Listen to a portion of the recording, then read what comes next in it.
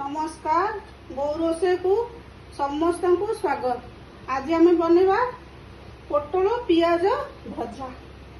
मु कौ भाया पोटल पियाज भजा करुँची देखो। पोटल को मु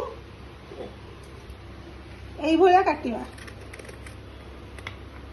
गोटे पोटल को आमर 8 खंड हम मु आगुआ काटी देछि किछि आ किछिटा रखीछि।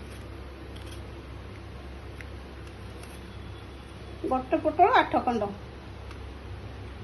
आम जी पोटल नवा प्राय पाखापाखि पियाज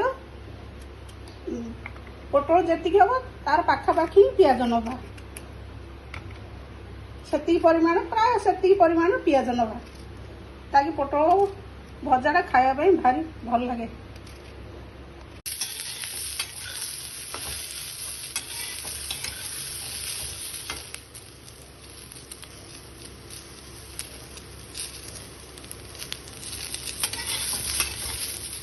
जाल मीडियम करके भाजवा। पोटल आमर अधा भजा हो आम दबा पियाज।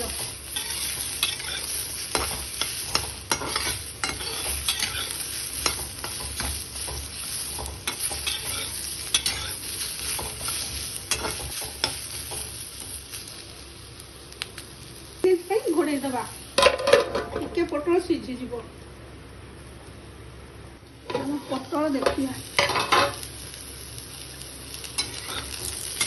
पोटल भाजी होगले ये भाजी गले तार गोटे बढ़िया बासना आसे। ये बासना आसले जानी होगला पोटल भाजी गला। एबे दबा आम पियाज।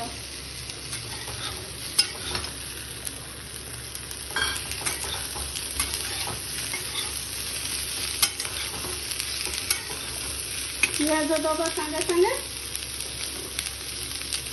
दबा आम हलदी गुंड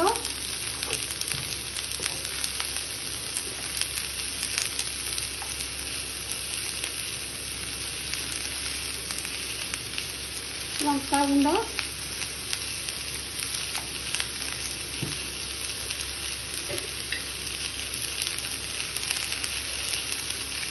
धनिया गुंड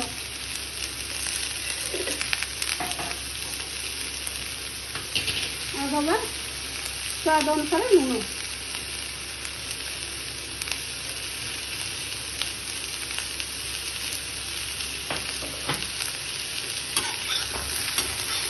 भल कि घंटी दबा मिसई दबा भल कि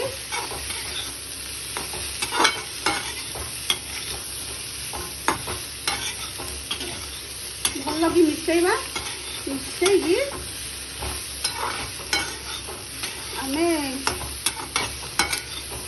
टिके समय घोड़े टिके माने 5-6 मिनट खंडे घोड़े 5-7 मिनट घोड़े की जाल पूरा सिम करदवा। जिते कम होचे सेते कम सिम करवा।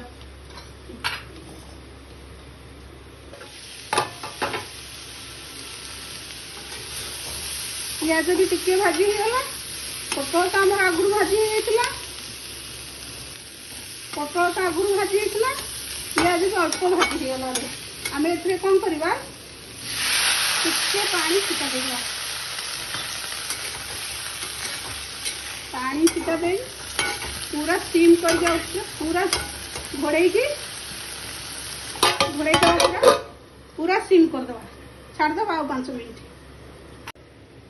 आमर होगला 7 मिनट खंड हो 7 मिनट पानी पूरा सुखी जाइए। पोटल भी भल भाव पियाज और पोटल भल भाव सीझी जाइए। आमर होगला पोटल पियाज भजा। आपको बेसी सुखिला हुए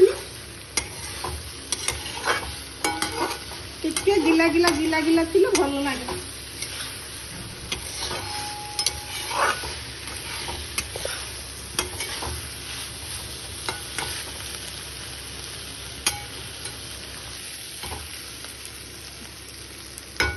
आमर पोटल पियाज भजा प्रस्तुत होगला। आमर रेडी होगला पोटल पियाज भजा। आपको जहाँ सहित भी खाई पारे। ରହୁଛି। ଜୟ ଜଗନ୍ନାଥ।